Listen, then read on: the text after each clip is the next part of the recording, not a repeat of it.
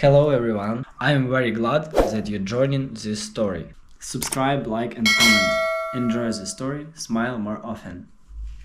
By the time I pulled into the driveway, the sky was turning that washed-out kind of gray you only see when the night's been cruel and the morning doesn't promise anything better. My hands were raw from gripping tools and soaked from patching the damn roof in the dark, my lower back screaming like I'd been hit by a truck, and my eyes so heavy it felt like my eyelids were carrying bricks. I don't even remember climbing up the attic ladder at 4 in the morning, just the pounding of water leaking straight through the plaster ceiling into the laundry room below and Brenda's voice, shrill, sharp, and cold, telling me to do something before it ruined her. Good towels. There's a kind of tired that goes past exhaustion, past pain, past even caring if you're still breathing. That was me. 40 straight hours between work, overtime, and that godforsaken leak. I was soaked to the bone, still wearing steel-toed boots and a torn hoodie that smelled like oil, fiberglass, and the damp rot of wetwood.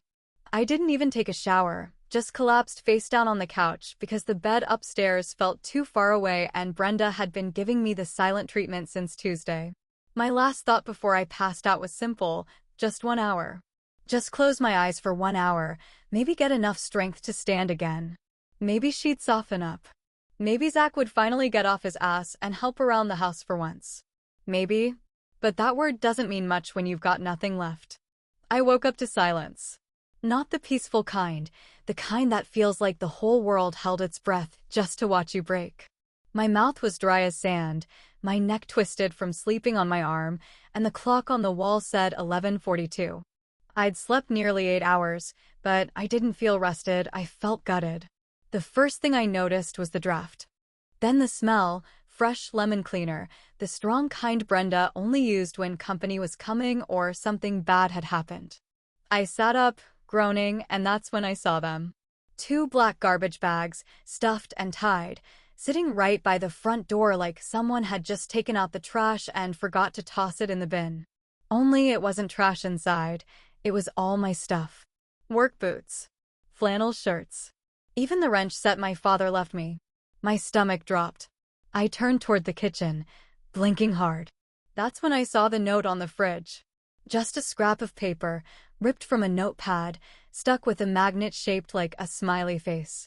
5 words scrawled in her tight, angular handwriting. You're dead weight. Leave now. I stood there, staring at it like maybe there was more. Maybe it was a joke. Maybe there'd be a punchline. But nothing. Just those 5 words, hanging there like a sentence handed down in court. Then came the sound of footsteps on the stairs. Brenda appeared, arms crossed tight over her chest, face like granite. No makeup. No softness. Just that dead-eyed stare like I was some problem she'd finally solved. You read the note, she said flatly. Not a question. Not even an ounce of guilt. Before I could speak, Zach stepped out from behind her. Smirking. Hoodie half-zipped, hair a mess, smelling like weed and Axe body spray. He held my truck keys between 2 fingers, dangling them like a treat for a dog. Truck's out front. Go whine somewhere else. Don't come back. Then he tossed them at my chest and shut the door behind me. I heard the lock click before my boots even hit the porch steps. I stood there, holding my keys, staring at the door like a fool. Waiting for it to open again. Waiting for someone, anyone, to say it was a mistake. But all I got was the sound of the TV turning on and laughter echoing from inside. It took me a minute to move. Maybe 5. Maybe 10. Time stopped meaning anything right about then. I walked to the truck because I had nowhere else to go. No one I could call without explaining how I let myself become this invisible, this disposable. The truck seat was stiff, cold. There were granola bar wrappers and empty Gatorade bottles in the cup holders. My coat was still behind the seat. I wrapped myself in it and stared through the windshield as the sun finished dying behind the clouds. Night came, and with it, the kind of cold that settles into your bones and makes you feel like a ghost in your own life. I didn't sleep much. My phone buzzed a few times, emails from work, some spam, nothing human. I didn't check it again. The gas tank was a quarter full. I kept the engine running for heat until I couldn't anymore. Second night, I parked by the lake just outside town. Watched the water freeze over little by little, like my hope. I thought about Brenda. About all the years I carried us. About Zach, that smug little bastard who never worked a day in his life, calling me a loser under his breath when he thought I couldn't hear. I thought about the roof I fixed for them, the groceries I bought last week, the bills I paid. And I thought, what the hell was it all for? By the third night, the truck battery gave out. No heat. No music. Just me, the darkness, and the creeping realization that no one was coming to save me. That's when I started thinking crazy.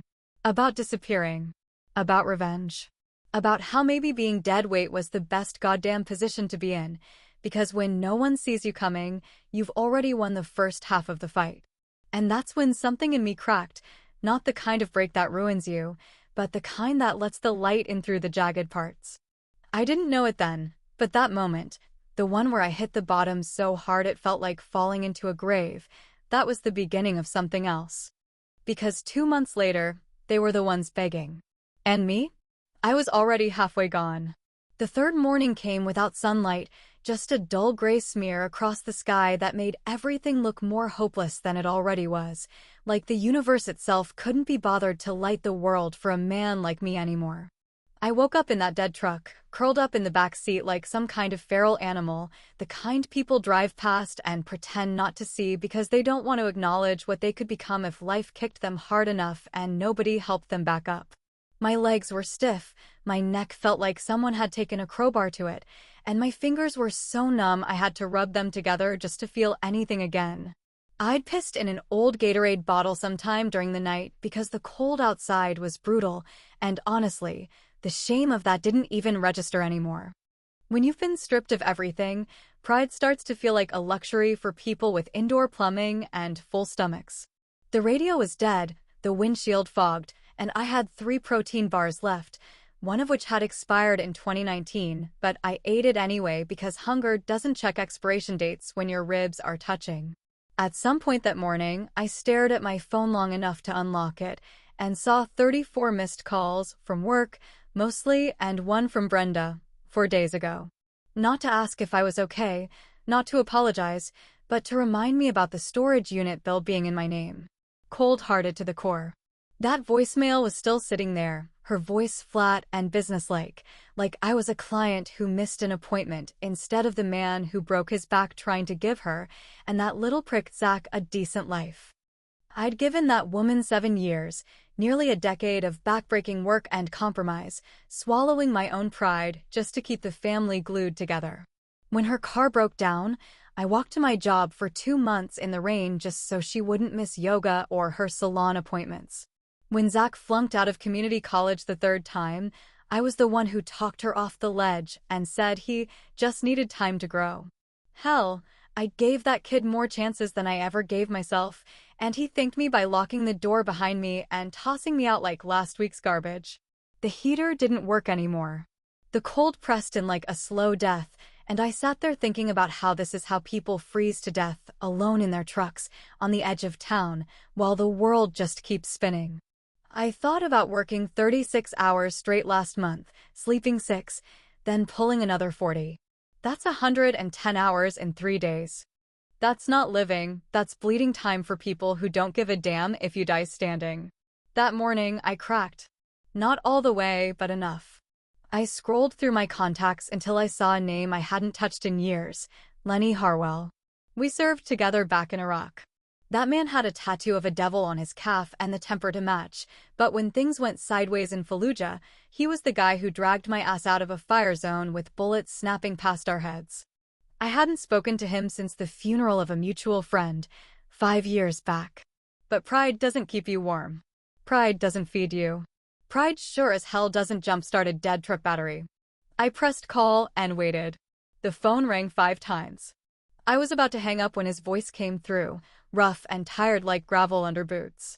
Russ? Is that you, man? Jesus, I thought you were dead or in jail.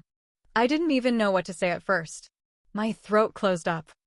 I let out this kind of half-laugh, half-sob that caught me off guard. Then I just said it, plain as I could, I need a place to crash. Just for a few nights. I'm not doing so good. Lenny didn't hesitate. You bring that piece of shit truck and whatever's left of your pride. You're not sleeping in that tin can another night. Then he paused and added, You still got that scar on your forearm? The one from the razor wire. I said yeah, and he laughed. Good. Means you're still you. Get over here. The drive to Lenny's place was brutal. I had to flag down a stranger to help jump the battery, and the guy looked at me like I was some homeless bum trying to scam him, but he did it. I kept my eyes on the road and didn't think too hard about where I was going or who I was becoming, only that it was away from where I'd been. Lenny lived in a small house just outside of Springfield, with a big dog named Gus and a fridge full of beer. When I got there, he took one look at me and said, Jesus Christ, Russ. You look like someone wrung you out and forgot to hang you up. That night, after a hot shower and a full meal for the first time in days, we sat on his back porch drinking beer and watching the moon rise over a field of dead corn stalks. Lenny leaned back in his chair and said, You want to get back at them, don't you? I didn't answer. I didn't have to. He could see it in my face. He smiled the way a man smiles when he's about to light a fire. Good. I got a plan. And just like that, the war I didn't ask for had begun. The funny thing about rock bottom is, after a while, the silence starts to sound like clarity, and the pain stops screaming and starts whispering something useful, like, you're still breathing, so do something with it. I stayed at Lenny's place for 3 weeks before I even started to feel like a human being again. The first few days were a haze of sleep, greasy food, and nightmares I didn't talk about, but then something clicked.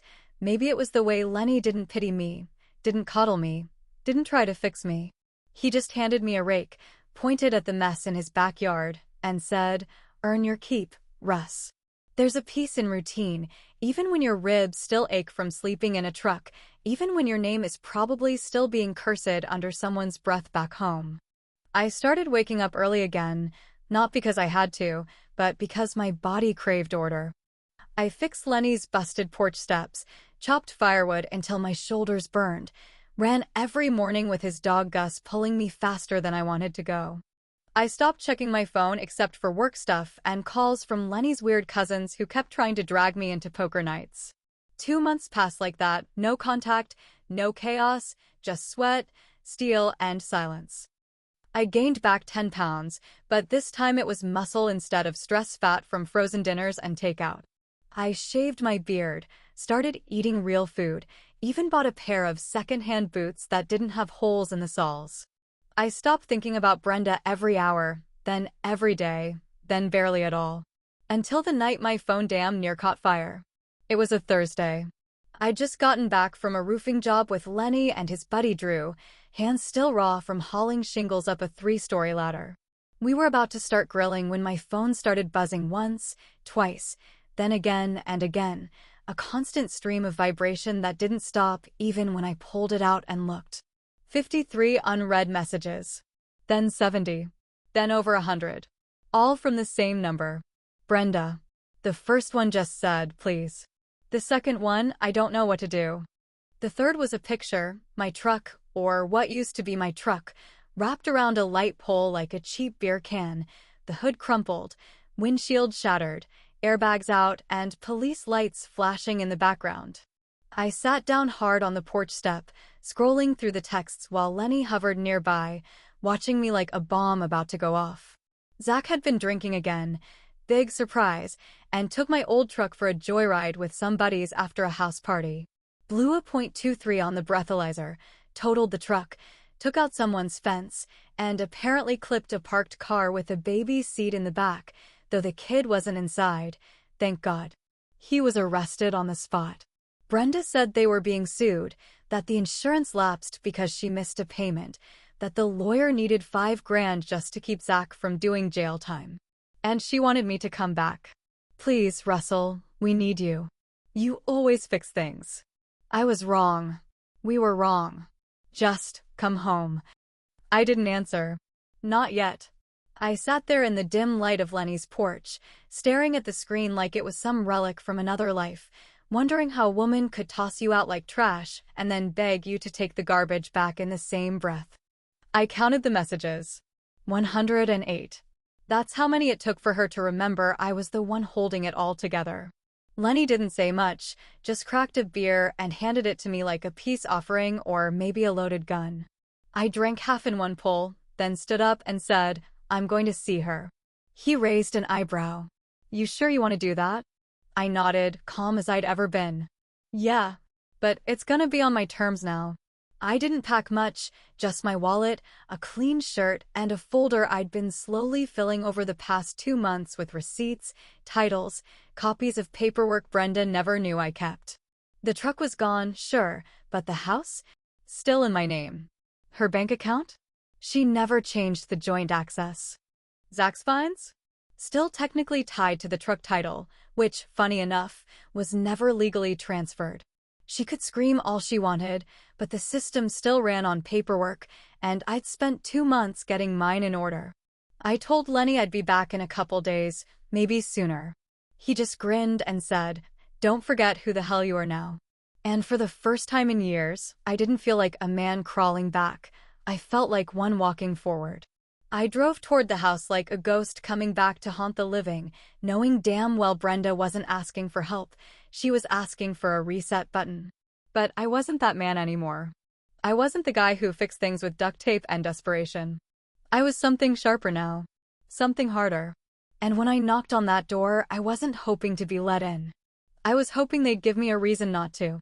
When I pulled up to the house, the one I had once nearly destroyed my back rebuilding from the floorboards up, I didn't feel a damn thing. Not nostalgia, not sadness, not even anger, just a flat, quiet sort of clarity. The kind you get when you finally accept that something's been dead longer than you cared to admit. The siding was peeling again, just like I told her it would when she ignored the carpenter bees last summer, and there were 3 bags of trash sitting on the porch like no one could be bothered to walk them the extra 20 feet to the bin. Some kind of cheap candle scent spilled through the open window, trying too hard to cover up something rotten underneath. Brenda opened the door before I knocked, like she'd been waiting right behind it, palms sweaty, breath held, hoping I wouldn't actually show up, but terrified that I might. She looked older, more tired than I remembered, her hair thrown up in one of those messy knots that aren't cute when you're past 40 and the spark's long gone. She was wearing that oversized hoodie I used to sleep in on winter nights, the one she once told me made me look like a big tired dog. I noticed her eyes didn't meet mine right away. That was the first real clue. "Russ," she said, voice so soft it barely reached me over the sound of Gus whining in the truck cab, impatient to get home. "I didn't know if you'd actually come." I didn't answer. Just stepped forward, slow and deliberate, until I was standing inside the doorway, looking around like a stranger visiting a place he'd only heard described in old stories. Zach was slouched on the couch, Xbox controller in hand, pretending like I hadn't just walked into the wreckage he helped create. His arm was in a soft cast, probably more for sympathy than function, and he had the gall to glance at me with that same crooked grin he wore the day he tossed my truck keys like a bone to a kicked dog. But his eyes didn't match the smile, no. Those eyes were twitchy now, unsure, like maybe he'd finally realized the thing they threw out hadn't stayed gone. Brenda offered me coffee, but I shook my head and asked if we could talk in the kitchen. She led me there, stepping over a laundry basket full of mismatched socks and unopened bills, then sat down across from me like we were in couples counseling instead of standing on the ashes of a burnt-down life. "Things have been hard," she started, and I almost laughed, because of course they had. Hell. Things had been hard when I was still around, busting my spine trying to keep this whole mess afloat with overtime and duct tape. She walked through the same tired lines. Zach was just confused. The crash had shaken him up. The lawyer was robbing them blind. The bills were piling up. The heater barely worked, and the roof, funny enough, was leaking again. She didn't say she missed me. She didn't apologize. Just laid out the facts like I was some caseworker assigned to fix the damage without feeling anything about it. I nodded slowly, kept my tone flat, let her think I was listening with something close to forgiveness in my heart. I said things like, "I understand, and we've all made mistakes," and I watched the hope flicker in her eyes like a match being lit with damp fingers.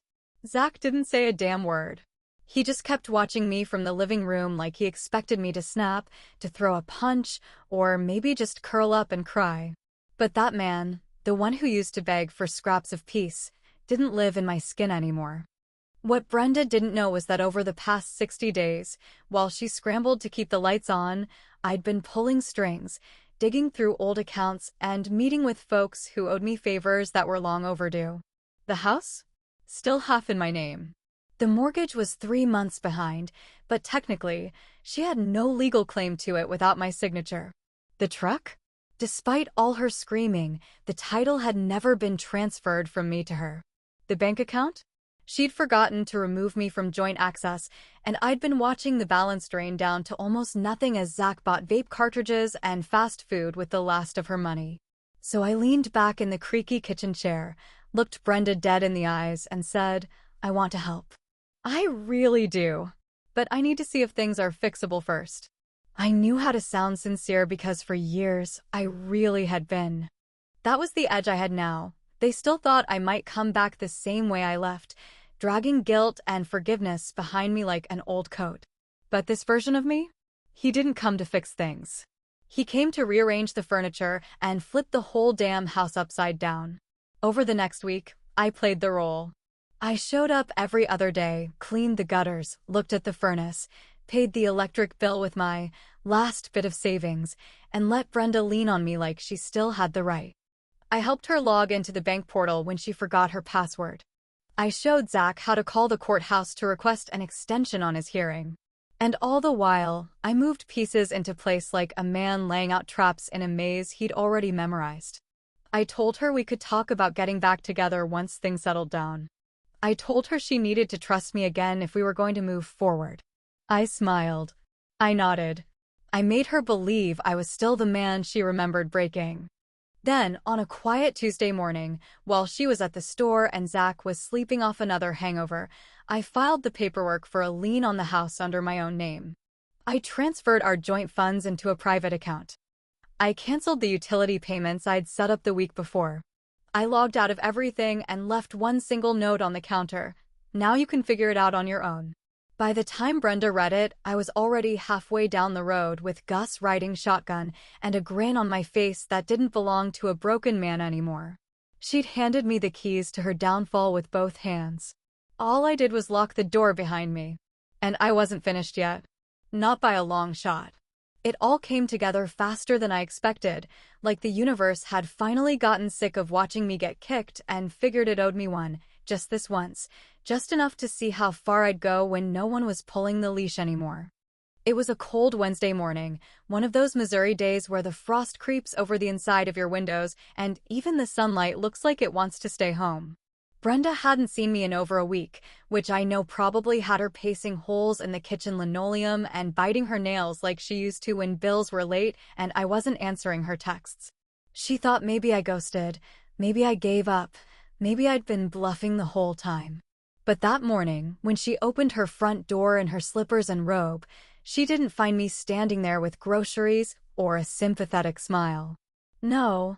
What she found taped neatly to the glass was a bright yellow notice stamped with the seal of Greene County and my full name written at the bottom in thick black ink, her formal 30-day eviction, effective immediately, filed by the co-owner of the property who, as it turns out, had finally remembered he wasn't dead weight after all. I didn't need to be there to hear the scream. I could practically feel it across town. Brenda, queen of manipulation, thrown out of the very house she once kicked me out of like I was tracking mud on her spotless floors. I imagined her running back inside, dialing her phone so fast her fingers slipped, calling the lawyer who wouldn't answer, because funny thing about Zach's DUI attorney, he and Lenny go way back. Way back to a bar fight in '09 and a poker debt that never quite got settled until I called in a favor and made sure the good counselor suddenly had a conflict of interest and no time left on his schedule. Zach, meanwhile, had no idea what was coming. Still sleeping on that crusty couch in the living room, thinking he was untouchable, that mommy would handle it all while he played video games and crushed energy drinks like a man preparing for war on a virtual battlefield. I made sure his bank card stopped working first. Lenny helped me pull the account access on everything tied to the joint fund Brenda forgot to change after she kicked me out. The best part? I even left them with just enough cash to think they still had time, just a few $100 in checking so the drop wouldn't trigger a red flag. Let them spend it on gas and groceries before reality slammed them into a brick wall. I left a second note that morning, tucked inside the mailbox like a snake in the grass. Just one line, handwritten in the same cold, steady print she used on that fridge note all those weeks ago. Now you can whine somewhere else. Lenny and I spent that afternoon at the range, firing off rounds and laughing like idiots, him asking if I felt better now that I'd served just as cold and clean. I told him it wasn't about feeling better. It was about getting right. About setting the balance straight. About making sure the people who tried to destroy me learn the most important rule of life. Some men don't stay broken, they sharpen in the dark. But just when I thought it was all behind me, when I thought I could finally hit the road, maybe head down south where the winters didn't cut like knives, I got a knock on the door of the cabin I'd rented out past Ash Grove. It was late, nearly midnight, and I almost didn't answer, but something about the rhythm of the knock made me pause. Not urgent, not angry, more like a confession waiting to happen. It was Samantha, Brenda's younger sister, the one who used to bring deviled eggs to every barbecue and never stayed longer than she had to because she couldn't stand the way Brenda treated people when she thought no one was watching. She looked different now, hollow-eyed, tired, but determined in that way only people with a truth to deliver ever look. She didn't ask to come in. She just handed me a folded envelope and said, "You should know. She wasn't just using you for money." I raised an eyebrow, unsure if I wanted to open another chapter after I'd just slammed the book shut, but she was already walking back to her car. Brenda was sleeping with Zach's old football coach. Started up again last year. Thought I should say something before she spins it like you were the problem. The door shut behind her, and I stood there holding the envelope like it was filled with barbed wire. I didn't open it right away.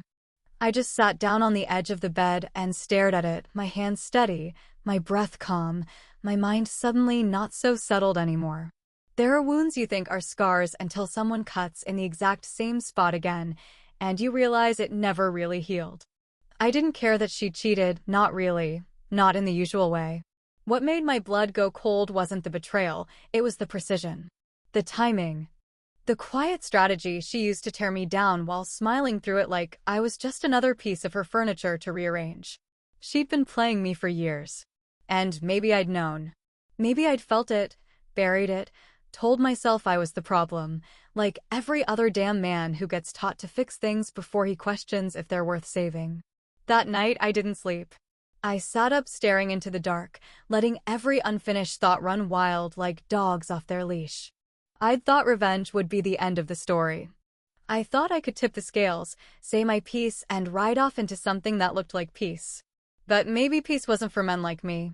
Maybe the only thing left was making sure no one ever thought they could pull this kind of thing again. Not to me. Not to anyone like me. Maybe this wasn't the end. Maybe it was the opening chapter of something worse. And if that's where this road was heading, I'd be the one behind the wheel next time. With both hands on it. And no brakes.